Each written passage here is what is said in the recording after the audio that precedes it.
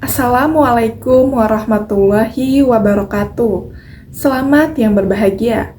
Salam sejahtera untuk Bapak Irwan Siagian MPD selaku dosen mata kuliah Wacana dan Pragmatik. Tidak lupa juga untuk teman-teman saya yaitu kelas R7G dan juga pemirsa yang sudah menonton video ini. Perkenalkan, nama saya Firda Rafidah dari kelas R7G. Hari ini saya ingin mempresentasikan sebuah materi yang berjudul tindak tutur. Kali ini terlihat pada bagian berikut ini.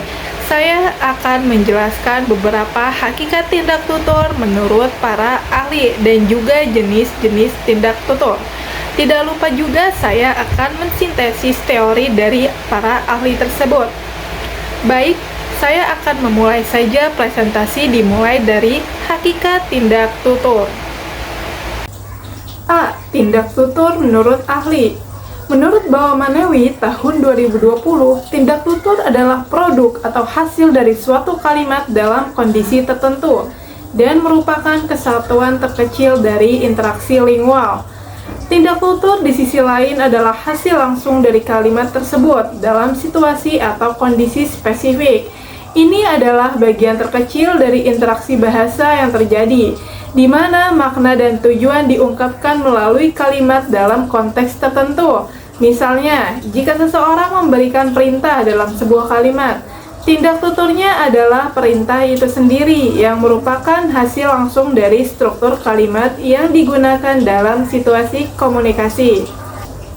Contoh kalimat tindak tutur teori Bawa Manewi yaitu sebagai berikut. Contohnya, Ita, kenapa ya tiba-tiba perutku sakit? Lalu Nia menjawab, saya pikir kamu sebaiknya berkonsultasi dengan dokter tentang masalah kesehatanmu. Dalam tindak tutur tersebut terjadi interaksi antara Ita dan Nia yang melibatkan pemberian saran. Ita sebagai penanya mencari informasi atau pandangan dari Nia terkait suatu masalah atau pertanyaan yang dia miliki.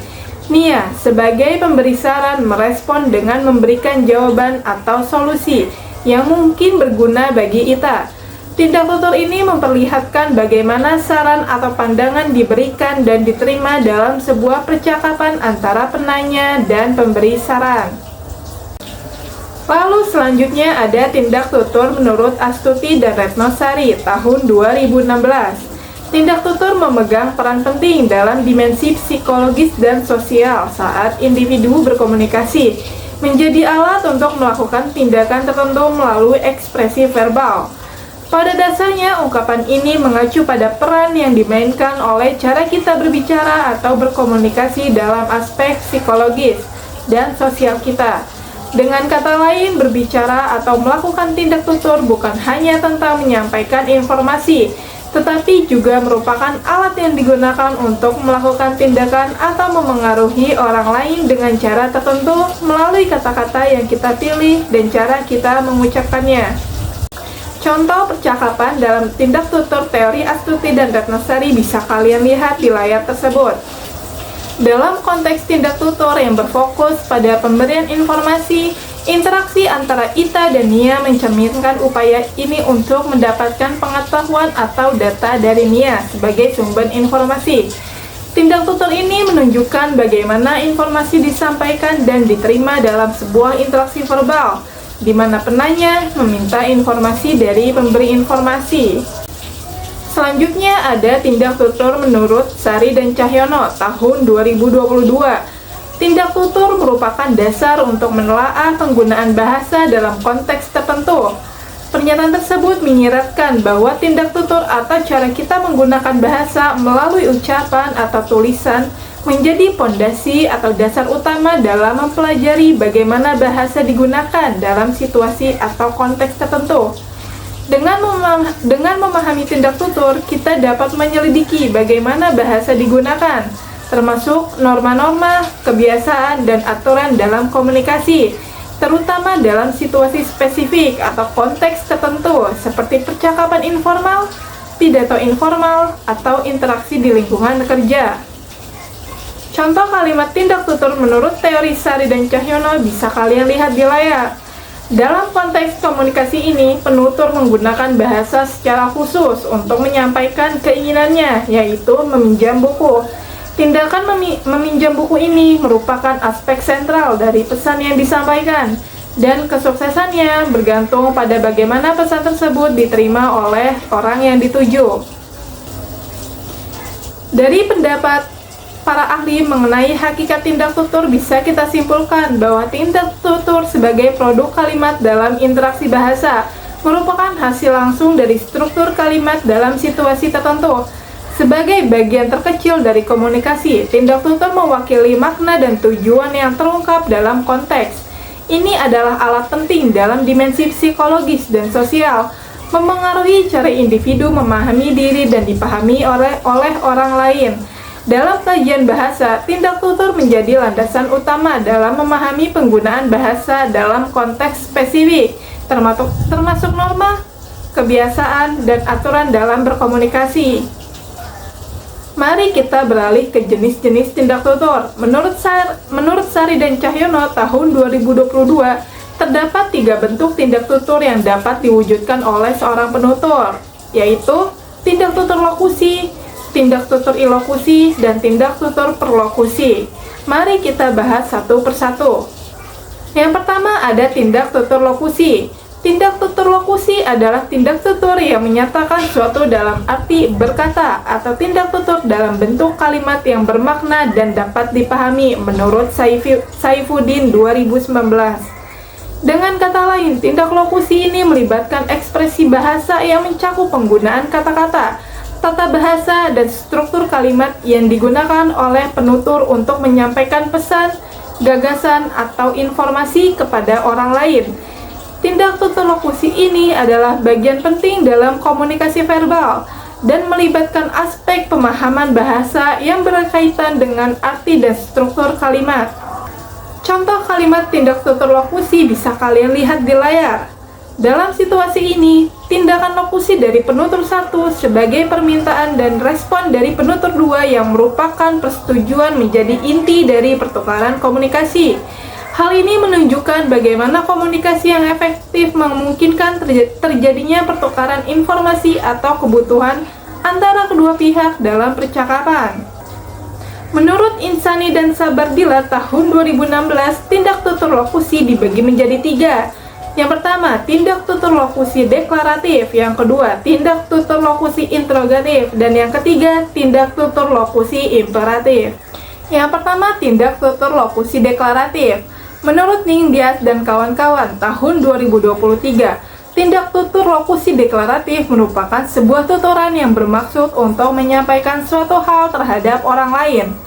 Berdasarkan pengertian di atas, penggunaan kalimat deklaratif dapat mencakup berbagai jenis pernyataan.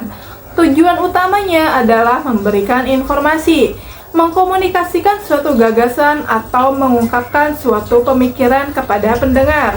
Contoh kalimatnya, dalam 1 hari ada 24 jam, dalam 1 minggu ada 7 hari. Kalimat tersebut merupakan contoh dari suatu pernyataan yang tidak ambigu atau tidak samar dalam artinya. Hal ini karena kalimat tersebut mengkomunikasikan informasi yang konkret dan mudah dipahami. Selanjutnya, tindak tutur lokusi interrogatif menurut Anggraini tahun 2020. Menurutnya, tindak tutur lokusi interrogatif bertujuan untuk mengajukan suatu pertanyaan agar pendengar memberikan respons atau jawaban terhadap pertanyaan yang diajukan. Dalam tindak tutur ini, tidak hanya terjadi komunikasi satu arah melalui pertanyaan dan jawaban, tetapi juga adanya interaksi 2 arah yang melibatkan kemampuan untuk merespons, menyesuaikan, dan membalas respons dari pendengar. Contoh kalimatnya, apa makanan favoritmu? Dalam konteks kalimat ini, penutur menggunakan struktur pertanyaan untuk mendapatkan informasi mengenai preferensi makanan dari pendengar. Lalu jenis tindak tutur lokusi yang terakhir yaitu imperatif. Menurut Rahmat 2021, tindak tutur imperatif merupakan kalimat yang diujarkan penutur untuk menyuruh mitra tutur agar melakukan sesuatu. Berdasarkan penjelasan tersebut, tindak tutur imperatif adalah penggunaan kalimat yang digunakan oleh penutur untuk memberikan instruksi atau perintah kepada mitra tutur dengan tujuan agar mereka melaksanakan tindakan sesuai dengan apa yang disuruh oleh penutur. Contoh kalimatnya, silakan buka jendela sedikit agar udara segar masuk. Dalam situasi ini, kalimat tersebut berperan sebagai instruksi yang memberitahu mitra tutur tentang tindakan yang perlu dilakukan. Instruksi ini memberikan arahan konkret kepada mitra tutur tentang apa yang harus dilakukan. Lalu selanjutnya saya akan membahas jenis tindak tutur yang kedua, yaitu tindak tutur ilokusi. Menurut Astuti dan Retnosari tahun 2016, tindak tutur ilokusi adalah suatu aksi yang dilakukan oleh seseorang dengan maksud untuk menuntut pertanggungjawaban dari pembicara yang sudah diucapkan. Tindak ilokusi merujuk pada aksi atau tujuan yang tersembunyi di balik suatu pernyataan atau tuturan. Dalam konteks ini, tindak ilokusi terjadi ketika seseorang mengungkapkan sesuatu dengan maksud untuk meminta pertanggungjawaban dari apa yang mereka katakan. Dengan kata lain, mereka ingin agar penutur bertanggung jawab atas isi dari apa yang mereka sampaikan. Ini bisa berarti menuntut penjelasan, klarifikasi, atau jawaban terkait dengan apa yang telah diucapkan. Contoh kalimat dari tindak tutur ilokusi sebagai berikut. Hati-hati, jalan ini licin saat hujan. Pernyataan ini berperan sebagai peringatan yang diberikan kepada lawan bicara untuk meningkatkan kewaspadaan saat mengemudi di jalan yang licin karena hujan. Dengan memberikan peringatan ini, penutur berusaha untuk mencegah kecelakaan atau situasi berbahaya lainnya dengan membangkitkan kesadaran akan kondisi jalanan dan kebutuhan untuk berkendara dengan lebih hati-hati. Menurut Merisa dan kawan-kawan tahun 2017, tindak tutur ilokusi diidentifikasikan menjadi 5 jenis. Di antaranya, yang pertama, tindak tutur ilokusi asertif. Yang kedua, tindak tutur ilokusi direktif. Yang ketiga, tindak tutur ilokusi komisif. Yang keempat, tindak tutur ilokusi ekspresif. Dan yang kelima, tindak tutur ilokusi deklaratif. Mari kita bahas yang pertama, tindak tutur ilokusi asertif.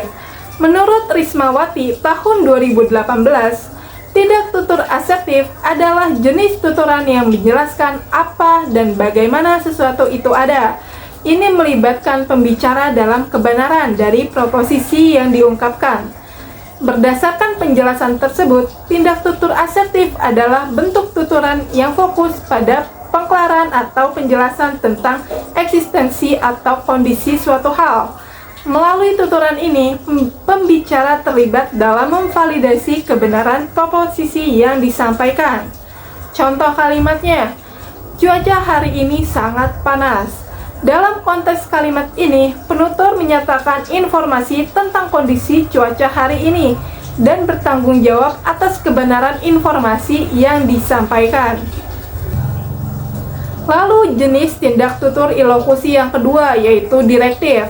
Menurut Sagita dan Satyawan tahun 2020, direktif merupakan bentuk tindak tutur yang membuat mitra tutur melakukan sesuatu atas apa yang dituturkan oleh penutur. Pernyataan tersebut menjelaskan bahwa direktif adalah jenis tindak tutur di mana pembicara mengeluarkan pernyataan yang memengaruhi lawan bicara untuk melakukan suatu tindakan berdasarkan apa yang telah diucapkan oleh pembicara. Contoh kalimatnya, tolong kirimkan laporan ini sebelum tenggat waktu. Dalam komunikasi ini, penutur memberikan instruksi yang jelas kepada mitra tutur untuk mengirimkan laporan sebelum batas waktu yang telah ditetapkan. Ini menekankan urgensi serta pentingnya ketaatan terhadap jadwal yang telah diberikan. Lalu jenis tindak tutur ilokusi yang ketiga, yaitu komisif. Menurut Sari dan Cahyono tahun 2022, Komisif yakni tindakan yang mengikat penuturnya berkomitmen melaksanakan apa yang telah disebutkannya dalam tindak tutur. Misalnya, berjanji, bersumpah, mengancam, dan berkawal. Komisif merujuk pada tindak tutur yang membuat penutur terikat secara komitmen untuk melakukan atau melaksanakan apa yang telah diucapkannya.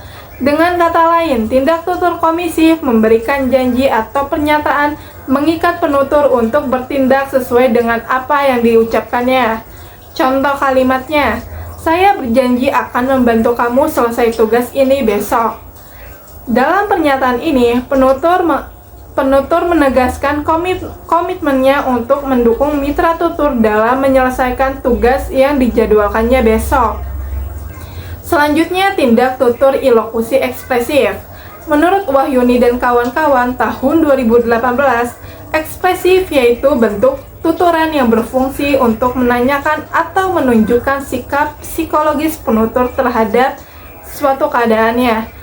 Tindak tutur ekspresif merujuk pada jenis tuturan yang berperan untuk mengekspresikan atau menunjukkan sikap psikologis atau emosional dari penutur terhadap suatu keadaan atau situasi.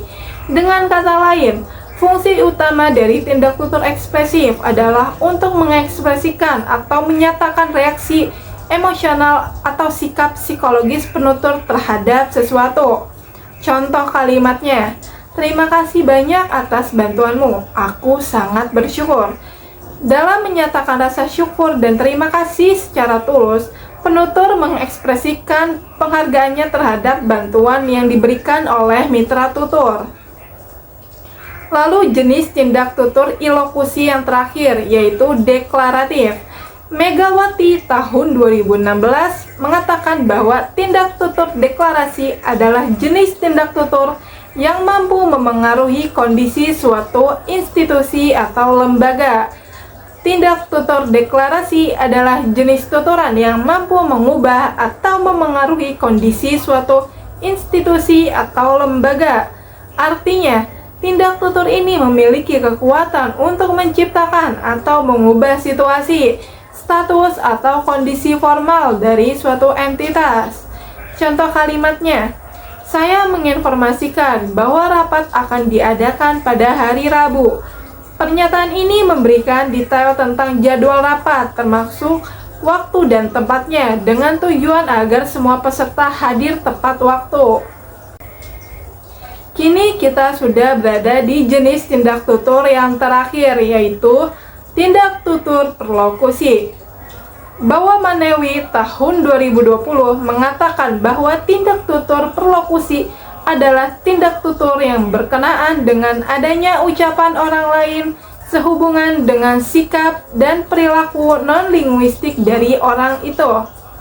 Dari konsep tindak tutur perlokusi, tidak hanya berfokus pada pengaruh atau efek terhadap pendengar, tetapi juga menekankan upaya untuk meyakinkan atau memengaruhi pendengar agar melakukan sesuatu atau memperoleh dukungan terhadap suatu ide. Dalam tindak tutur perlokusi, pembicara tidak hanya berusaha menciptakan efek atau pengaruh, tetapi juga mengarahkan usaha atau mempengaruhi pemikiran, sikap, atau tindakan pendengar. Contoh kalimat tindak tutur perlokusi sebagai berikut. Bisakah Anda membantu saya dengan pekerjaan ini? Tindak tutur perlokusi dalam situasi ini adalah mengkomunikasikan permintaan bantuan kepada mitra tutur untuk menyelesaikan pekerjaannya. Dengan menggunakan kalimat sopan dan mengungkapkan permintaan dengan nada yang sopan, penutur berharap mitra tutur akan membantu dalam menyelesaikan tugas yang sedang dihadapinya. Musyafir tahun 2015 mengatakan bahwa jenis tindak perlokusi dibagi menjadi 5. Yang pertama, tindak tutur perlokusi representatif. Yang kedua, tindak tutur perlokusi komisif. Yang ketiga, tindak tutur perlokusi ekspresif.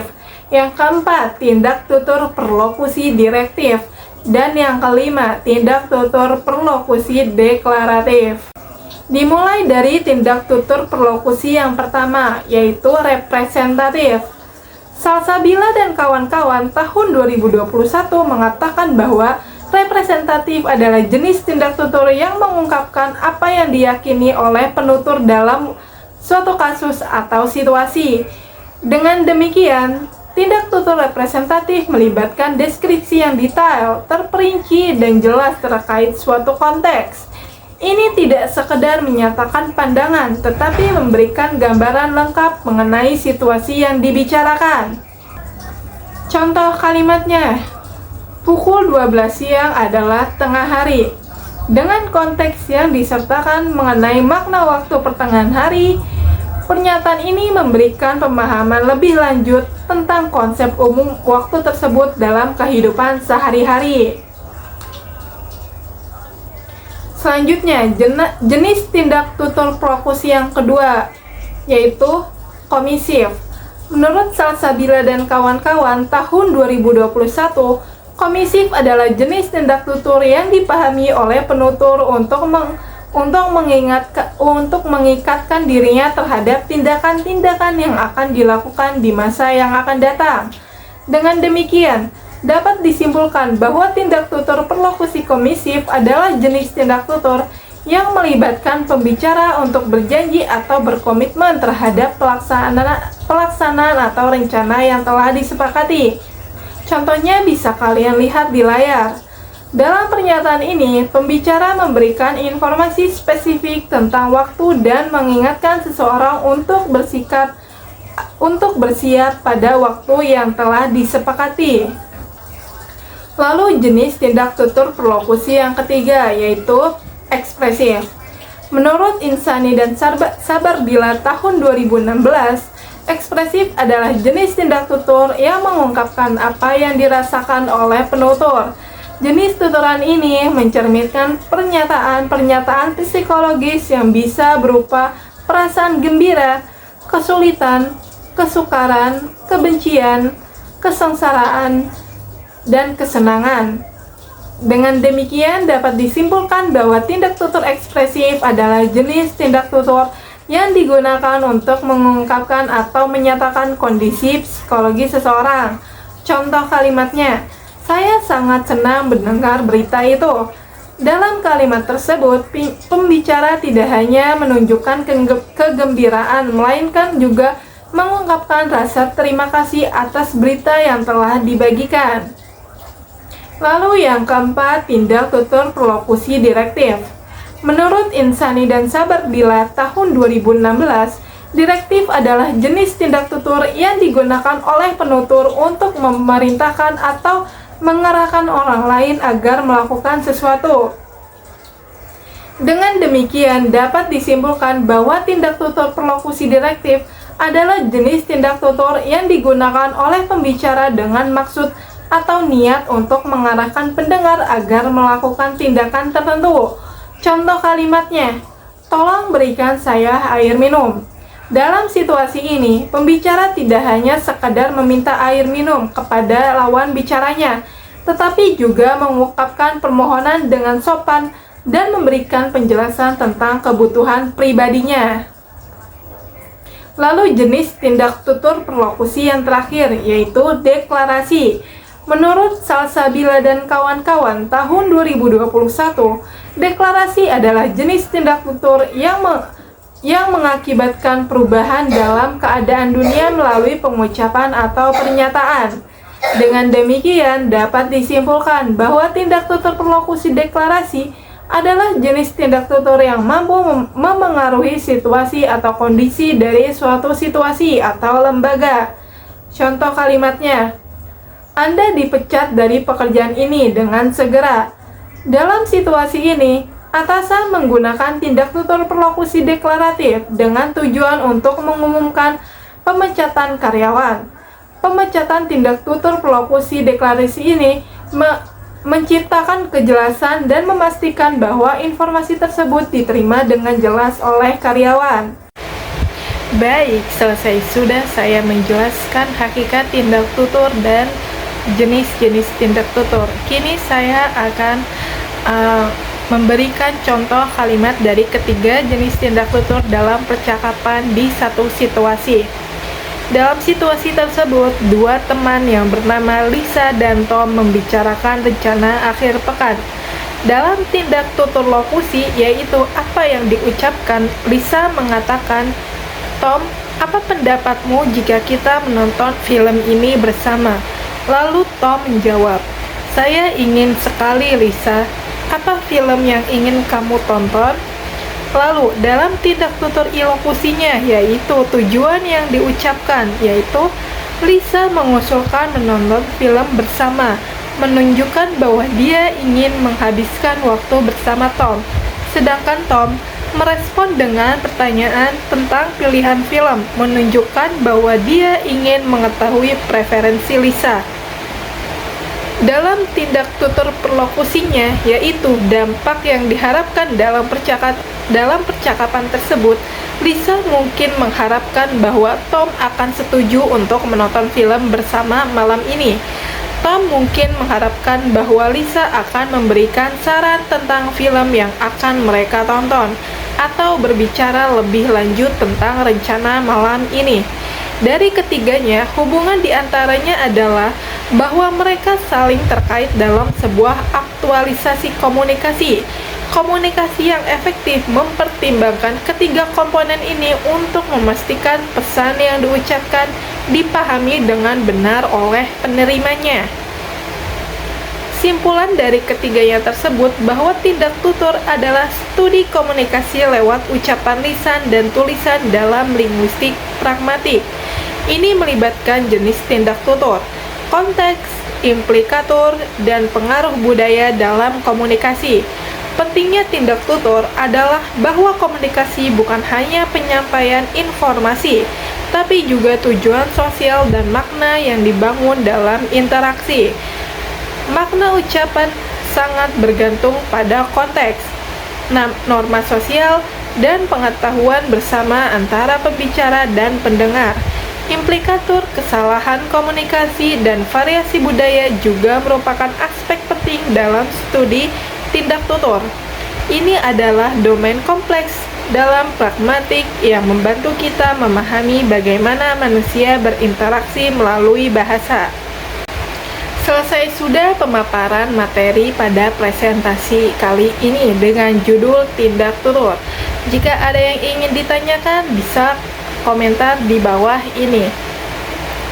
Mohon maaf apabila ada kesalahan ucapan dan bahasa yang saya gunakan. Saya akhiri, terima kasih. Wassalamualaikum warahmatullahi wabarakatuh.